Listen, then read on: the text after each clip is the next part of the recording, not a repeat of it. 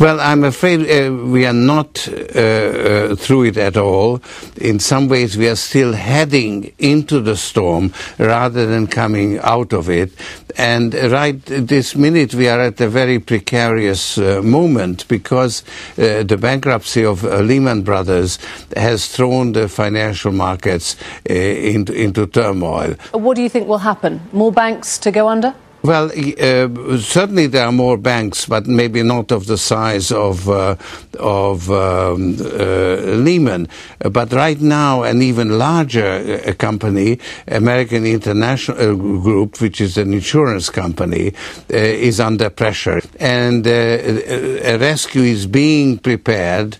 And the question is whether it will be successfully put together. So is it right then to step in? Do you think AIG should be rescued? Do you think Lehman should have been rescued? Whether Lehman should have been rescued or not depends on whether the financial system survives it or not. If the financial system survives it, then it was the right thing to do to let them go bust. If there is a meltdown, then obviously it wasn't, because there's one thing is clear, that you mustn't allow the financial system to collapse as it did in the 1930s. They've been reluctant to put taxpayers' money at risk, but if necessary, I'm sure they will do it. Hindsight is a wonderful thing. Did Hank Paulson handle these crises well? Did he do the right thing by rescuing Fannie Mae? Was he right to make the decision he did on Lehman Brothers? What for AIG? If you were him, what would you be deciding? Well, I'm afraid that the way Paulson has been handling the situation is very reminiscent of the way the central bankers talked in the 1930s. Today, the Chancellor came out against speculators. It's rather ironic, of course, to hear you, the man who made his name, his fortune, by speculating, by taking on the Bank of England. How responsible do you think speculation has been for all of this? Speculation is part of markets, and as long as it is done within the limits allowed, that is how the market functions. Now, what is the effect of speculation?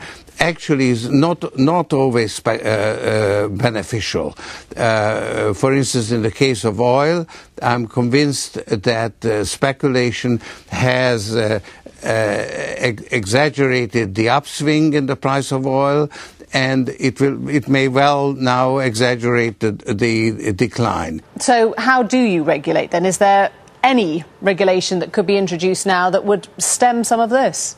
Well, right now you are in a crisis, and when you are in a crisis, then saving the system trumps moral hazard, and in the end you will do whatever it takes to save the system.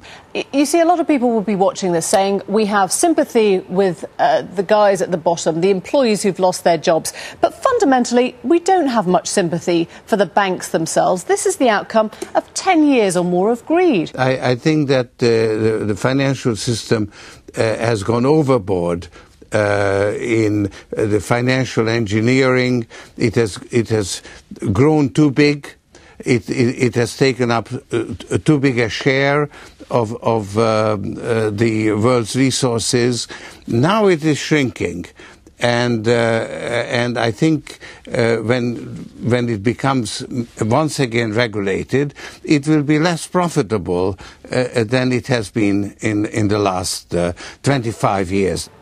So listening to what you're saying, our government has been heavily dependent on the financial sector for its tax receipts. If there isn't that profitability, what then fills the gap?